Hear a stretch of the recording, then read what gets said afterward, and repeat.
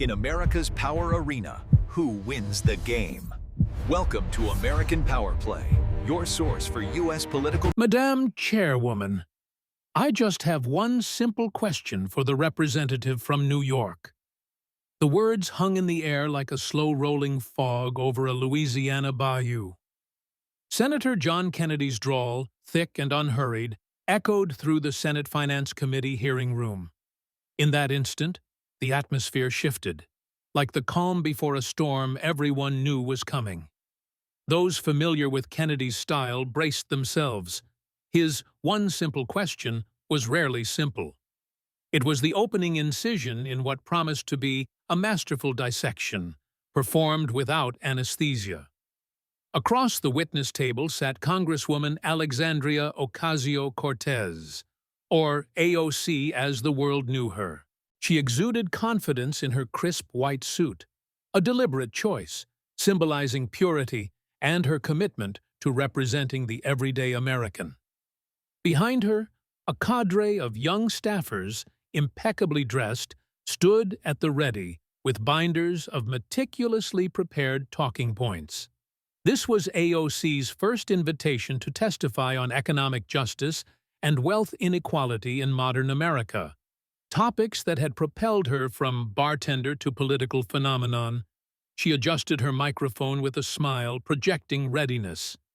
"I'm prepared to answer," she thought, her mind racing through potential lines of attack. Kennedy glanced down at his thick stack of papers, not mere notes, but a comprehensive dossier tabbed with colorful markers for easy navigation. He wasn't one to rush. Preparation was his weapon. Behind him, his Republican colleagues exchanged subtle nods. They'd seen this before. Someone was about to have a very bad day in September 2021. Kennedy began, his tone light, almost folksy, like two old friends chatting over sweet tea. The representative attended an event at the Metropolitan Museum of Art. "Do you remember that?" AOC nodded, her confidence unshaken. "Yes, Senator. That was the Met Gala. I was invited as an elected official representing New York City." "Uh-huh," Kennedy replied, nodding as if absorbing a fascinating anecdote. "And the representative wore a dress with the words, 'Tax the Rich,' emblazoned on it. Quite a bold fashion statement, wasn't it?" "That's correct, Senator." AOC leaned forward, eager to steer the narrative. This was familiar territory, a debate she'd won in the court of public opinion many times. "I used my platform to send a direct message about income inequality to the very people with the power to change the system. It was about leveraging privilege to amplify an urgent cause." Kennedy flipped a page in his file, the motion deliberate and measured, building suspense like a storyteller pausing for effect. "Important message, I understand. Now, does the representative know how much a ticket to attend that event costs?" A brief hesitation flickered across AOC's face, subtle but noticeable to the keen observers in the room. "My ticket was provided, Senator, as an elected official representing the city where the museum is located." $35,000, Kennedy interjected gently, his voice clear and unyielding. $35,000 for one ticket. And the dress the representative wore, designed by Aurora James, a luxury designer, that dress had an estimated value of about $35,000 as well, maybe more, depending on who's appraising it. The hearing room grew quieter. Reporters in the back rows paused their furious typing, leaning in to catch every word. The air thickened with anticipation. Kennedy pressed on without missing a beat. "Now, I'm not a fashion critic. Lord knows my wife would attest to that. But I do know math. And I'm trying to understand, when someone goes to a party with a $35,000 ticket, wearing a $35,000 dress, photographed alongside people on Forbes's richest list, and then tells working families that we need to tax the rich. Does the representative see the irony in that?" AOC straightened her back, her voice steady. Senator, with all due respect, that's exactly what I was doing. I went into the spaces of the wealthy elite and told them to their faces that they need to pay their fair share. That's not hypocrisy. That's activism. Activism, Kennedy repeated, letting the word linger in the air like an echo. Okay, so let me ask the representative. Who was on the guest list at that event? AOC paused. I don't have the complete list, Senator. But I do, Kennedy said, lifting a sheet of paper with a flourish.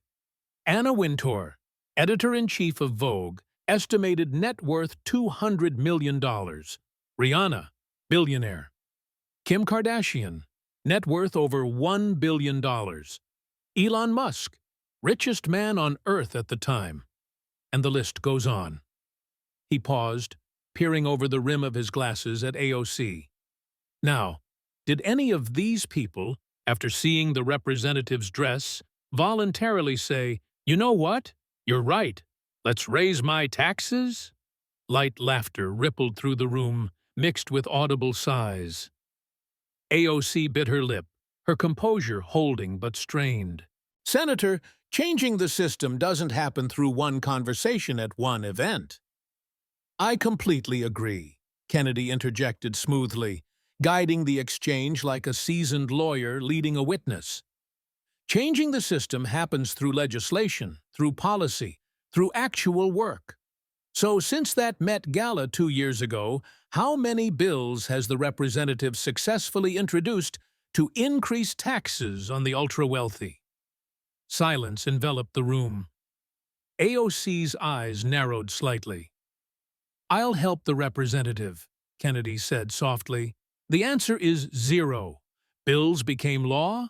0. But the representative has had about... He flipped another page. 250,000 Instagram posts about inequality, 500,000 tweets, late-night show appearances, podcast interviews, magazine covers. Lots of talking, but as for results, actual changes to the tax code? He looked up. I'm still waiting to see them. AOC's face reddened.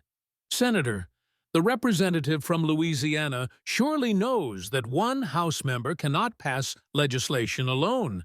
We need consensus. We need authenticity, Kennedy cut in, his voice sharpening for the first time. That's what I'm trying to establish here, Congresswoman. Because when people see an elected official going to a billionaire's party, wearing a designer dress, mingling with the rich and famous, and then telling them, I'm fighting for you, one of two things happens. Either people think the representative is a hypocrite, or they think the representative thinks they're stupid. And I'm not sure which option is worse. The tension in the room was palpable now, thick as humidity on a summer day. The committee chairman, a moderate Democrat from Delaware, glanced at the clock, wondering how much longer this would drag on. But Kennedy wasn't finished. He was just getting warmed up.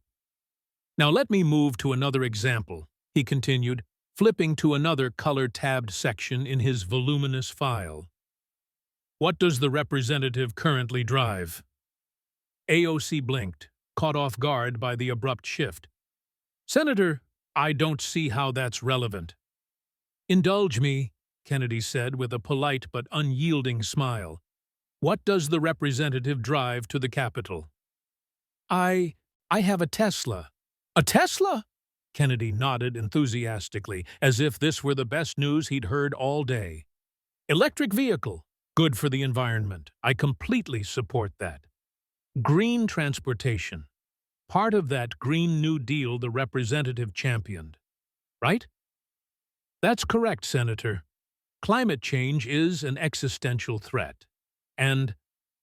Absolutely, Kennedy agreed, his agreement disarming. Nobody here disagrees about the importance of protecting the environment. But I'm curious, what model Tesla does the representative have? AOC hesitated, sensing the trap tightening. It's a Model 3. Model 3, wonderful vehicle, I hear, Kennedy said, flipping yet another page. And the base price for the Model 3 at the time the representative purchased it was about $45,000. But with upgrades, extended range battery, premium interior, the representative surely got some options. The final price was probably closer to $60,000. Is that correct? I don't remember the exact price, Senator. Oh, that's okay. I understand. When buying a car, there are many fees and add-ons. Easy to forget. Kennedy folded his hands on the table, his demeanor still genial. But here's what I'm trying to understand. The representative's message is about fighting for the working class, for people struggling to make ends meet. Median household income in the representative's district, the 14th District of New York, is about $65,000 a year. That's for an entire household. And the representative bought a car nearly equal to 1 year's gross income of the average family in her district. He let those words sink in, the room absorbing the implication like a sponge. Then continued. Now, there are much cheaper EVs on the market. The Chevy Bolt, at that time, sold for about $30,000. The Nissan Leaf was even cheaper. But the representative chose Tesla, a luxury brand, associated with tech billionaires and Silicon Valley elites. I guess my question is, how does the representative expect working families, people struggling to afford any car, let alone an EV, to believe that the representative truly understands their struggles when the representative is driving a luxury vehicle they could never afford? AOC's jaw clenched, her frustration evident. Senator, I need a reliable vehicle to do my work. I travel between D.C. and New York frequently, and I chose an electric vehicle to be consistent with my values about climate. Values? Kennedy interrupted gently.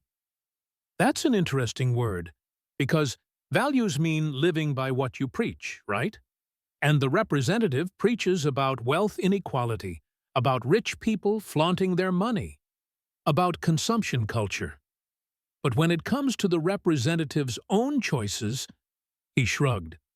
Seems like the representative lives quite comfortably with the lifestyle she criticizes.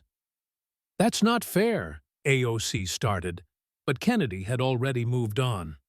And speaking of lifestyle, let me ask, where does the representative currently live in D.C.? AOC paused, reluctance clear. This was a question she dreaded. I have an apartment in Navy Yard. Navy Yard, Kennedy repeated, nodding thoughtfully. That's one of the most rapidly revitalizing neighborhoods in D.C. Luxury apartments, trendy restaurants, close to the Capitol. Prime real estate. He opened another folder. Actually, I took the liberty of checking public records and real estate listings in that area. Average rent for a one-bedroom apartment in Navy Yard, and I'm talking about a basic apartment, not a penthouse or anything fancy, is about $2,500 to $3,000 a month. He looked up from the papers. Now, a member of Congress's salary is $174,000 a year. That's good money, nobody's saying otherwise. But after taxes, living expenses, maintaining residences in both D.C. and the district, those numbers add up quickly. And the representative still has student loans to pay, if I remember correctly from the representative's public statements. Kennedy leaned back, building his case layer by layer. But here's what's interesting. Many members of Congress, particularly younger members, those from working-class backgrounds like the representative claims to be, they share apartments, they live modestly. There's a famous story about a group of Republican congressmen in the 2010s living together in a townhouse, sleeping in bunk beds to save money because they wanted to send a message that they were serious about fiscal responsibility. He paused, his gaze steady. The representative doesn't share her apartment, does she? I need privacy to work, AOC began. Privacy? Understood. Kennedy nodded. But the representative can see why average people in her district, people working multiple jobs, sharing apartments with roommates to afford rent, struggling with the cost of living in New York, might feel a bit disconnected when they see their representative living in luxury accommodation in the nation's capital, driving a $60,000 car, attending 35 galas, and then telling them that rich people need to sacrifice more. Silence fell over the room again, heavier this time, like a weighted blanket. AOC's hands clenched on the table, her knuckles whitening. Senator, I resent the implication that— Congresswoman, Kennedy interrupted, and for the first time, his voice carried real steel. I'm not implying anything. I'm stating facts. Facts about choices the representative has made, facts about the lifestyle the representative is living, facts about the distance between the representative's rhetoric and the representative's reality. And I'm asking the representative before the American people to reconcile those facts with the image the representative presents. The chairman cleared his throat. Senator Kennedy, if the representative could— I'm almost done, Mr. Chairman, Kennedy said, not breaking eye contact with AOC. Just a few more questions. He flipped to another section in the file, a thicker one, brimming with highlighted passages. When he spoke again, his tone shifted. Less conversational, more prosecutorial. Congresswoman, in June 2021, the representative posted on Twitter about her grandmother in Puerto Rico. Does the representative remember those tweets? AOC's expression changed immediately. Defensive, guarded. I spoke about my family, about conditions in Puerto Rico after Hurricane Maria. The representative posted photos, Kennedy said, his voice steady, of the home where her grandmother was living, damaged roof, water damage on the walls, and the representative wrote— He adjusted his glasses, reading precisely. This is what the Trump administration refused to help. My family, living in these conditions. This is the reality in Puerto Rico. He looked up. Does the representative confirm that was an accurate representation of her posts? Yes, AOC said cautiously. That was the truth. Puerto Rico was abandoned. Those tweets went viral, Kennedy continued. Millions of views, tens of thousands of retweets, comments from people horrified that a sitting congresswoman's grandmother was living in those conditions, and in response, conservative commentator Ben Shapiro, someone I believe the representative has had disagreements with on many issues, he offered to personally pay to fix the representative's grandmother's house. Publicly, on Twitter. Does the representative remember that? AOC's jaw tightened. That was a publicity stunt. Maybe so, Kennedy conceded. Or maybe it was a genuine offer to help. It's hard to know people's motivations, but here's what can't be debated. The representative refused that offer, publicly. And in response, someone, I believe a member of the progressive community, set up a GoFundMe to raise money for the representative's grandmother and others in Puerto Rico in similar situations. Kennedy pulled out another printout. That GoFundMe raised over $1 million, $1,046,000 and change, to be exact. Remarkable generosity from ordinary Americans wanting to help. He looked up. Now, Congresswoman, I have a simple question. How is the representative's grandmother living now? It was one of those defining moments in political theater, the kind replayed on news loops for days. AOC opened her mouth, closed it, opened it again. My grandmother, my family, that's personal. The representative made it public, Kennedy said gently but firmly. The representative posted photos of her grandmother's home to millions of people. The representative used her grandmother's situation to make a political point. The representative allowed, or at least didn't object to, a crowdfunding campaign being launched in her name. He pressed on. So, I think the American people deserve to know. Has that situation been resolved? Over $1 million was raised. Money from working people, many of whom were probably struggling financially themselves, but still contributed because they were moved by the story. Where did that money go? The room was now completely silent. Even the staffers had stopped shuffling papers. The process of distributing funds, AOC began, but her voice lacked its usual conviction. Because here's what's troubling, Kennedy interrupted, not aggressively, but unyieldingly. When I look at public records, when my staff reaches out to people involved with that fundraiser, we can't find clear accounting of where exactly that money went. Some went to Puerto Rico relief efforts. That's good.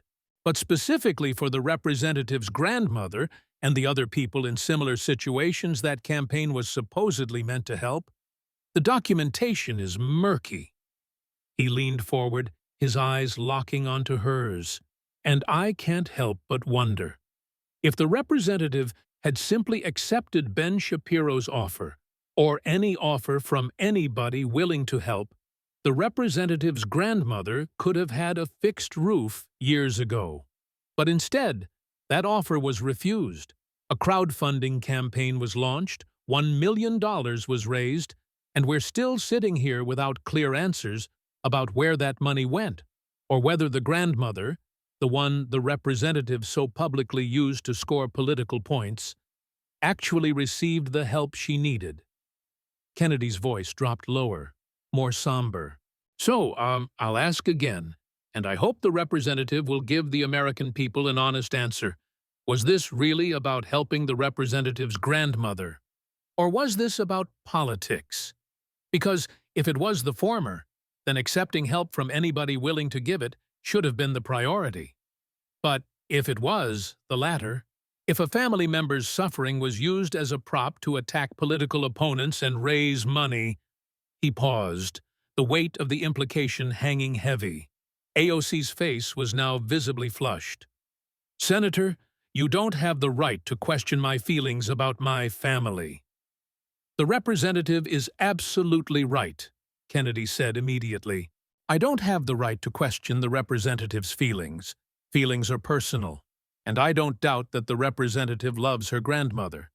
But I have every right, actually, I have an obligation, to question the representative's actions, especially when those actions involve using a family member's suffering to make political points, refusing help from political opponents just because they're opponents, and presiding over a fundraising campaign that lacks transparency about where the money went.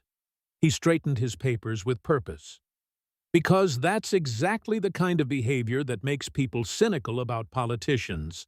That's why Congress's approval rating is in the single digits.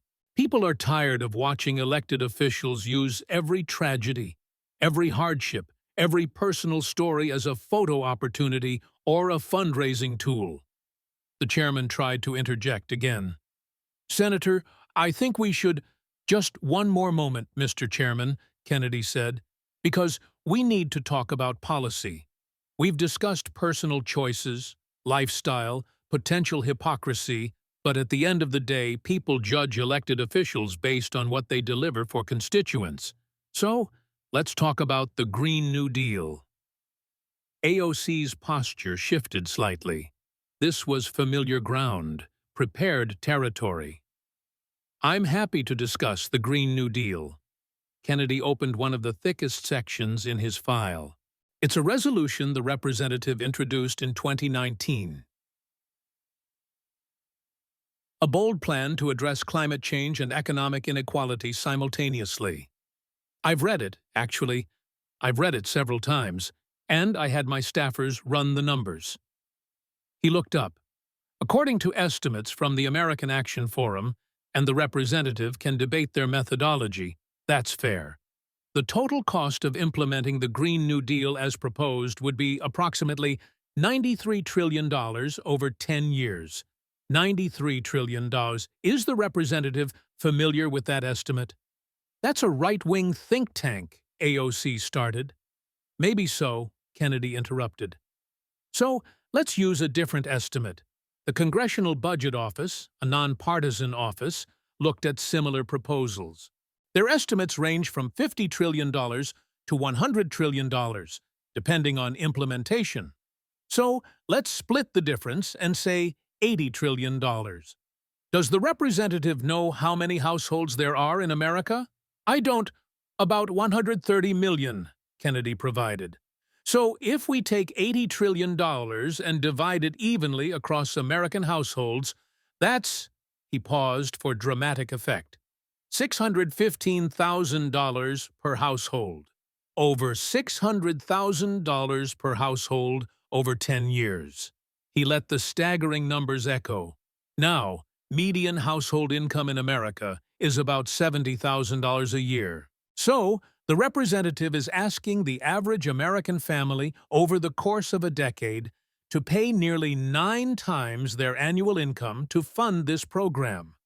And the representative tells them it's to save the planet and create jobs. Kennedy leaned back. So, I have a simple question. How are those families making $70,000 a year, struggling with mortgages, car payments, student loans, healthcare costs, how are they supposed to pay $600,000? AOC straightened. Senator, that's deliberately misleading. The plan doesn't call for working families to pay. Who will pay, Congresswoman? Kennedy's voice sharpened. The representative says, tax the rich. Okay, fine. Let's say we tax every billionaire in America at 100%. Take every penny they have. Do you know how much that would raise? Approximately $4 trillion. One time. $4 trillion out of $80 trillion needed. And then there are no more billionaires to tax. He continued relentlessly. Okay, so let's tax millionaires too. Every person with a net worth over $1 million. Not wealthy people. That's retirees who saved their whole lives. That's small business owners. That's family farms. Take half their wealth. You might get another few trillion. You're still nowhere close to $80 trillion. The costs would be spread, AOC tried. Over time, yes, I understand, Kennedy said. But here's the reality. The only way to generate that kind of revenue is through broad-based taxation. That means raising taxes on the middle class, substantially. There's no way around it. The math doesn't work otherwise.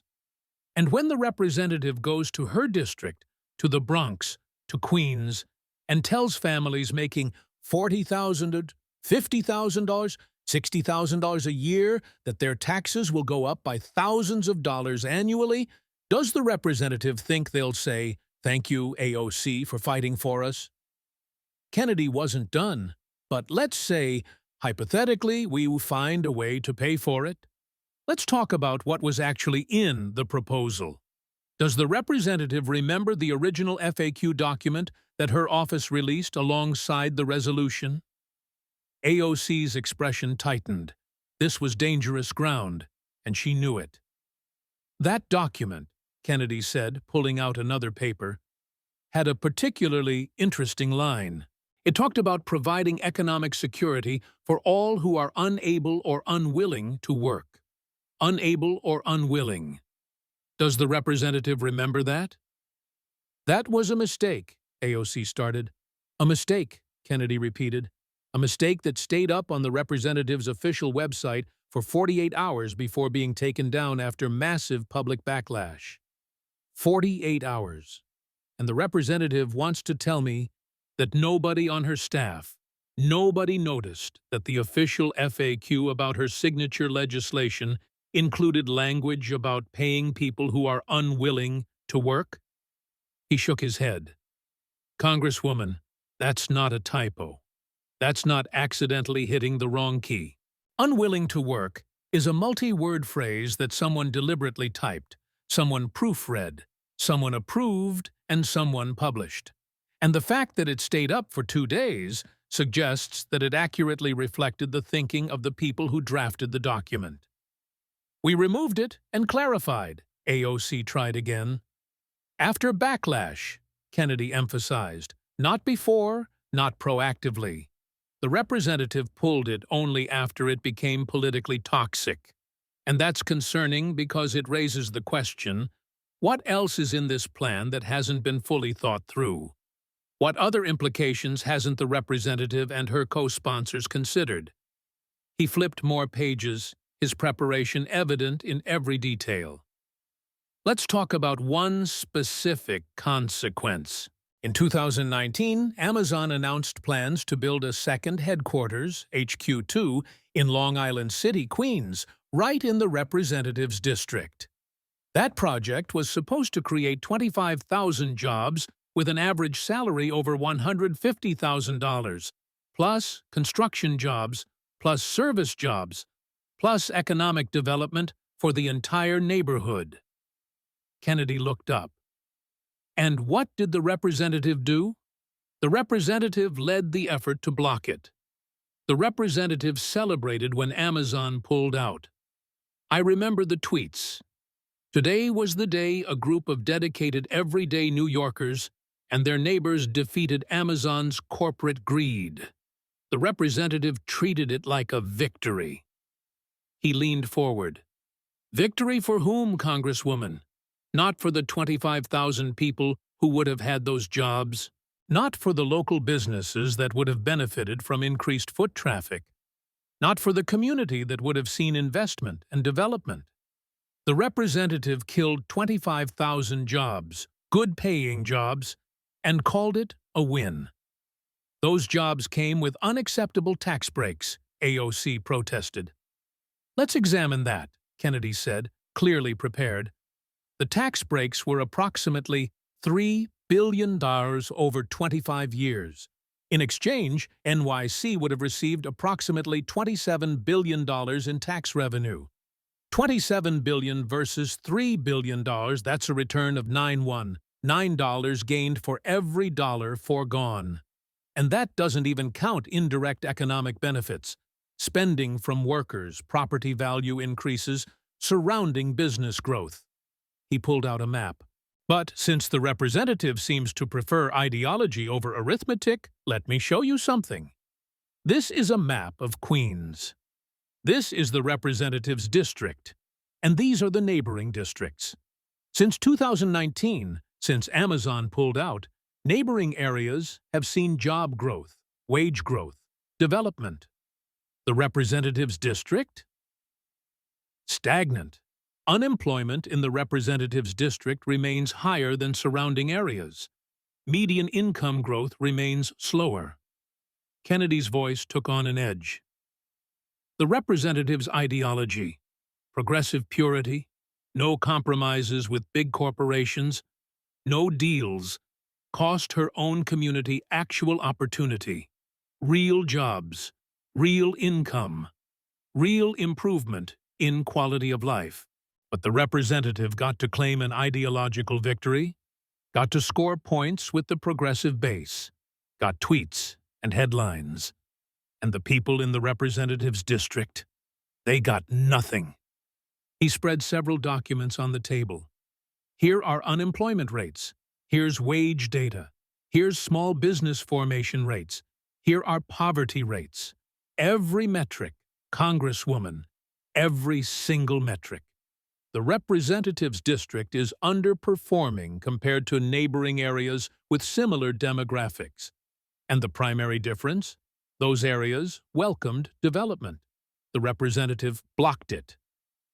AOC looked like she wanted to argue, but Kennedy wasn't giving her an opening. And it's a pattern, he continued. Not just with Amazon. Look at the representative's record. Every major development proposal in the district. Blocked or opposed.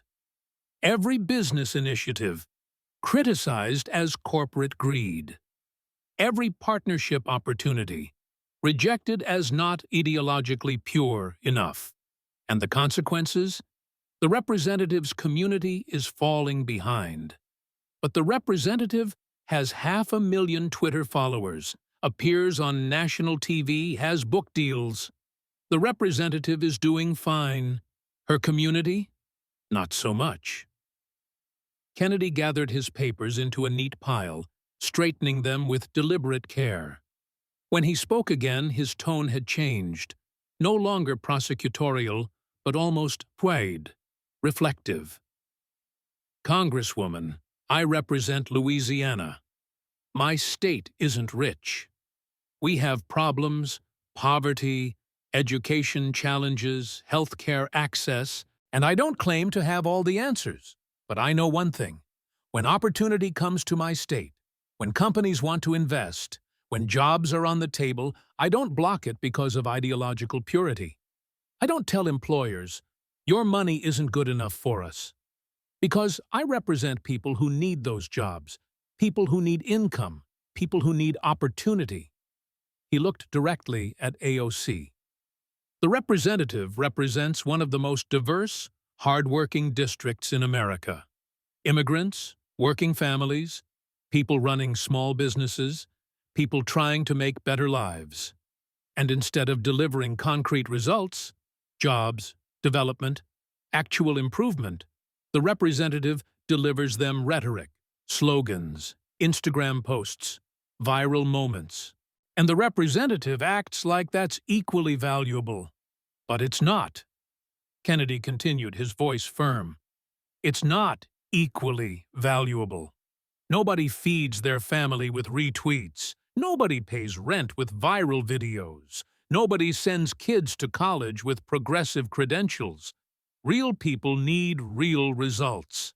And based on every objective measure, the representative has failed to deliver. He paused, allowing the words to resonate. Now, I don't doubt the representative's sincerity. I believe the representative genuinely cares about the issues she talks about. Climate change is real. Income inequality is a problem. Healthcare costs are burdensome. Those concerns are legitimate, but caring about issues isn't the same as solving them. Good intentions aren't the same as good policy, and being passionate doesn't compensate for being wrong. Kennedy picked up a document, clearly saved as the final piece.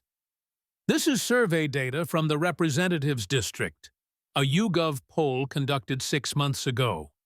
Residents were asked, do you feel your representative has improved your economic situation? 68% said no. Do you believe your representative prioritizes publicity over policy? 59% said yes. Would you support a challenger who focused more on local issues than national profile? 72% said they'd consider it. He set the paper down gently. 72%, Congresswoman. Those aren't Republicans saying that. Those aren't Fox News viewers. Those are your constituents, your neighbors, people who voted for you. And they're saying you've lost focus, that you care more about your national brand than local needs. And honestly, looking at the record, I can't disagree with them. Since the representative was elected, I count, he flipped through notes, 237 TV appearances, 56 magazine profiles, 3 book deals, documentary series, Netflix special, proposal. The representative has become a celebrity, a brand, an influencer with a congressional ID card. But legislation passed, bills that became law, provisions the representative successfully added to major legislation, economic improvements in the district, jobs created, businesses attracted, schools improved, infrastructure upgraded. He shook his head slowly. The numbers there are much less impressive. Actually, they're almost non-existent. Kennedy's voice grew softer, but somehow more cutting. And that's the tragedy, Congresswoman. Because the representative is young, talented, has a platform, has attention that most members would kill for. Imagine if all that energy, all that publicity, all that influence was channeled into actual policy work, In into America's building power coalitions, arena, into who wins crafting the legislation that could Welcome actually to pass, American Power Play, into delivering your source tangible for US benefits for political the people the representative claims to represent. Instead, what do we have? Met Gala appearances in tax-the-rich dresses, $60,000 cars, luxury apartments, social media warfare, ideological purity tests, blocking job opportunities, and constituents, real people with real needs, watching their representative become famous while their community falls behind. He gathered his papers one more time, the movement signaling he was approaching his conclusion. I said earlier I had one simple question, but actually, I have several, and they all boil down to this. When did representing people become about building a personal brand? When did public service become about accumulating social media followers? When did fighting for the working class become compatible with the lifestyle of the wealthy elite? Kennedy looked around the room, addressing not just AOC but the entire audience. Because, from where I sit, watching this testimony, looking at the evidence, examining the record, I see a pattern. A pattern of someone saying one thing and doing another, living one way and preaching the opposite, blocking opportunities for others while enjoying privileges themselves, using causes and even family members as props for political theater. He turned back to AOC directly. And I understand the appeal. Trust me, I do. It's much easier to tweet than to legislate, faster to record a TikTok than to write a bill, more rewarding to go viral than to sit through committee meetings. National attention feels better than constituent services. Celebrity is more glamorous than governance. But that's not what the representative was elected to do. Kennedy said firmly. The representative wasn't sent to Washington to become famous. The representative was sent to make the lives of her constituents better. And by every measure that matters, employment, income, development, opportunity, the representative has failed. He paused, and when he spoke again, there was almost gentleness in his tone, like someone giving advice rather than delivering a verdict. Congresswoman, the representative is still young. The representative still has time to redirect, to refocus, to remember why she ran for office in the first place. The platform the representative has, incredible reach, ability to capture attention, that could be a powerful tool for actual change if used properly. Not for self-promotion, not for ideological purity, but for practical progress. Imagine, Kennedy said, his voice almost wistful, if instead of blocking Amazon, the representative had worked to make the deal better, negotiated more benefits for the community, secured more local hiring commitments, created training programs. That would have been leadership. That would have been getting something done. Imagine if instead of fashion statements at the Met Gala, the representative had channeled all that publicity into an actual tax reform bill, built a coalition, compromised where necessary, got something passed, even if it was smaller than ideal. That would have been an accomplishment. Imagine if the Green New Deal, instead of being an aspirational wish list with an impossible price tag, had been a practical roadmap with realistic costs and achievable milestones, something that could actually gain bipartisan support. That would have been statesmanship. Kennedy's voice hardened again. But none of that happened, because all of it requires work. Real work. Unglamorous work. Work that doesn't trend on Twitter. Work that doesn't get magazine covers. Work that actual public servants do every day without recognition.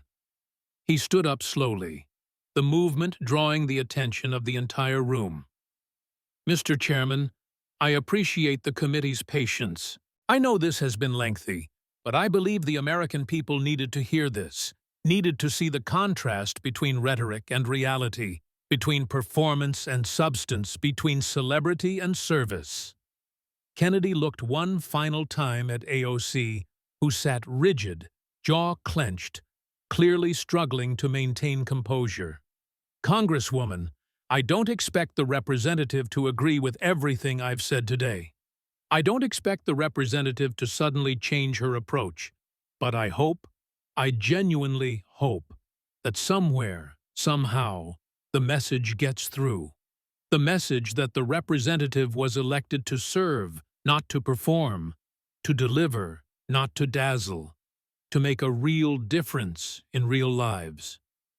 And your constituents deserve better than talking points. They deserve better than social media moments. They deserve better than ideological purity that costs them opportunities. They deserve a representative who puts their needs above personal brand, who delivers results over rhetoric, who measures success not by followers, but by improvements in their community."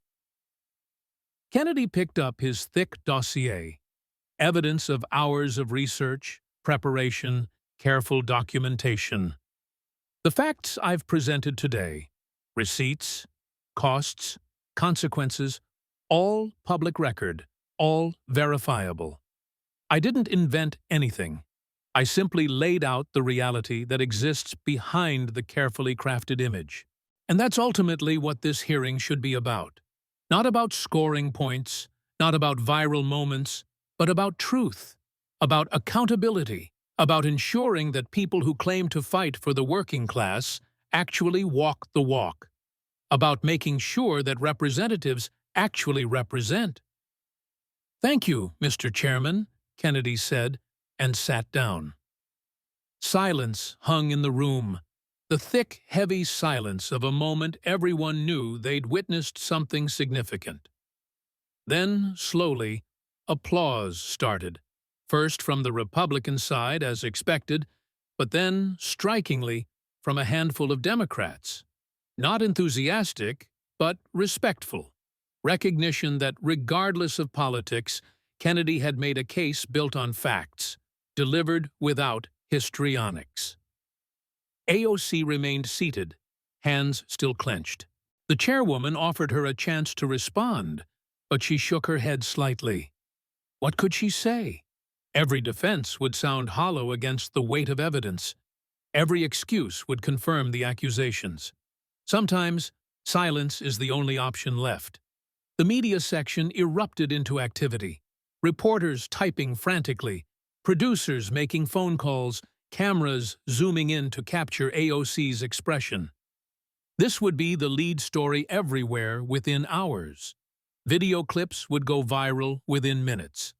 As the hearing adjourned, Kennedy gathered his materials carefully, methodically, the same way he'd presented them. Several colleagues approached to shake his hand. Even some Democrats nodded respectfully as they passed.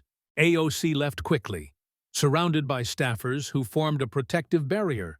No comments to the press, no pausing for questions, just a rapid exit toward private corridors where cameras couldn't follow. Within an hour, clips of Kennedy's questioning were trending across every platform. Kennedy destroys AOC with receipts. The headlines practically wrote themselves. View counts soared into the millions. By evening, cable news had covered it extensively.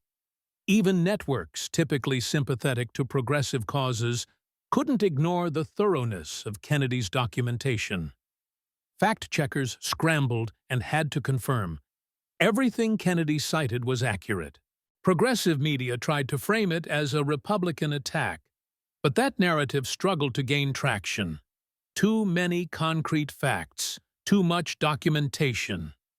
And critically, Kennedy had never attacked AOC personally, only her policies and choices. Hard to claim victimhood when your opponent stuck to verifiable evidence. Calls began for investigations into campaign finance, into how a congressional salary supported such a lifestyle, into GoFundMe accounting. Not just from Republicans, Questions came from progressives too, people who donated money expecting it to help Abuela. Within a week, polling showed a significant shift, even in AOC's district. Approval numbers dropped. A primary challenger announced a bid, a local activist who'd supported the Amazon deal, who focused his message on delivering concrete results rather than national profile. Congressional Democrats quietly distanced themselves. Invitations to speak at events decreased. Committee assignments didn't expand as expected. The caucus, pragmatic above all, recognized a damaged brand when they saw one. AOC's response came finally in a Twitter thread, long, impassioned, hitting familiar themes about attacks from the establishment, about Republicans threatened by her voice, about refusing to be silenced. It got retweets from her base, but the comments section showed something new: skepticism. Even supporters asking questions. But what about Abuela's money? Why block those jobs? How do you afford a Tesla on that salary? Meanwhile, Kennedy's profile grew. Requests for interviews multiplied. Other Republicans began using a similar approach. Less rhetoric, more receipts. They called it the Kennedy model. Focus on documented facts, specific questions, concrete consequences. Conservative groups cut Kennedy's questioning into multiple shorter clips, each focused on a specific issue. Met Gala, Amazon, Green New Deal. Each went viral independently. Together, they created a comprehensive case study in political accountability. Most tellingly, copycats emerged. Other representatives found themselves facing similar scrutiny: lifestyle questions, finance questions, record examinations. Suddenly, it was harder to maintain a gap between image and reality when opponents came armed with documentation. By month's end, the Green New Deal's prospects, already dim, were essentially dead. No Democrat wanted to attach themselves to a proposal Kennedy had so effectively dissected. Talk shifted to more modest, achievable climate initiatives. AOC still had her platform, still had followers, still commanded attention. But something had shifted. The aura of inevitability, of being the voice of the future, damaged. Questions lingered. Doubts persisted. And every subsequent statement, every new proposal, would now be examined more critically. Kennedy, when asked about the impact, characteristically downplayed his personal role. "I just asked questions, presented facts." If that caused problems for someone, maybe the problem wasn't the questions, but the answers. But privately, colleagues noted his satisfaction. Not because he'd destroyed an opponent, Kennedy didn't operate from malice, but because he demonstrated something crucial: that accountability was possible, that documentation was powerful, that substance could triumph over style. In the following months, as political analysts dissected what became known simply as the Kennedy hearing, certain themes emerged. First, the importance of preparation. Kennedy had spent weeks researching, verifying, building an airtight case. No assertions without evidence, no claims without documentation. Second, tone mattered. Kennedy never yelled, never insulted, never made it personal, just relentless questions delivered calmly. That made it devastating. Harder to claim victimhood when your opponent remained unfailingly polite. Third, focus on actions over intentions. Kennedy didn't question whether AOC cared about issues. He questioned whether her approach delivered results. Big difference. One leads to productive debate about effectiveness. The other becomes a pointless argument about motivations. Fourth, real consequences. Kennedy didn't just critique policies abstractly. He showed specific harm. Jobs lost, opportunities blocked, communities affected. Made it concrete, human, undeniable. The hearing became required viewing in political science classes, communications courses, even some law schools. A case study in effective political discourse, how to hold opponents accountable without descending into a circus. For AOC specifically, it marked an inflection point. She remained in Congress, continued building her profile, still championed progressive causes, but she never quite regained the momentum. Always now accompanied by questions, doubts, that moment when facts caught up with rhetoric. For Kennedy, it solidified his reputation as someone not to underestimate. That aw shucks Louisiana demeanor masked a lawyer's precision and a politician's instinct. The combination made him formidable. Most importantly, it reminded everyone that in a democracy, accountability matters, that public servants should face scrutiny, that questions deserve answers, that rhetoric should match reality. Those lessons resonated far beyond one hearing, one confrontation, one politician. They touched on fundamental questions about what representation means, what public service requires, what citizens should expect from elected officials. Weeks later, late evening in the Senate office building, Kennedy sat at his desk, reviewing legislation for the next day's committee meeting. A photo on the wall showed him fishing back home in Louisiana, a reminder of why he was here, who he really worked for. A young staffer knocked, poked his head in. "Senator, he wants an interview about that AOC hearing. Fourth request this week." Kennedy didn't look up from his papers. "Tell them no, same as before. Not interested in victory laps. We made our point. Time to move on." "They said they'd give you a full segment. Not about airtime," Kennedy interrupted gently. "About work. The hearing wasn't entertainment, wasn't personal, was about accountability. Point's been made. Now let's get back to actual governing." The staffer nodded and withdrew. Kennedy returned to the legislation, technical, boring, unglamorous work of actual policy. Work that wouldn't trend on Twitter, wouldn't make headlines, but might, if done right, actually help people. On the other side of the Capitol, AOC's office lights also burned late. Different work, though, crafting social media responses to the latest polling, strategizing about brand rehabilitation, planning the next viral moment. Two approaches to public service. Two definitions of success. Two very different futures. And somewhere in between, the American people, watching, evaluating, deciding what they wanted from their representatives. Not performance art, not celebrity, not ideology, just results. Just someone who delivered. Just someone who remembered that public service meant serving the public, not themselves. That, ultimately, was Kennedy's real message. Not destroying AOC, not scoring points, but reminding everyone what representative democracy is supposed to be.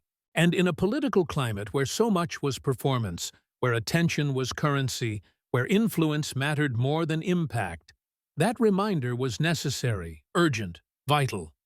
Because if democracy was going to work, if government was going to function, if people's problems were going to be solved, it would require less talking and more doing, less tweeting and more legislating, less performing and more serving.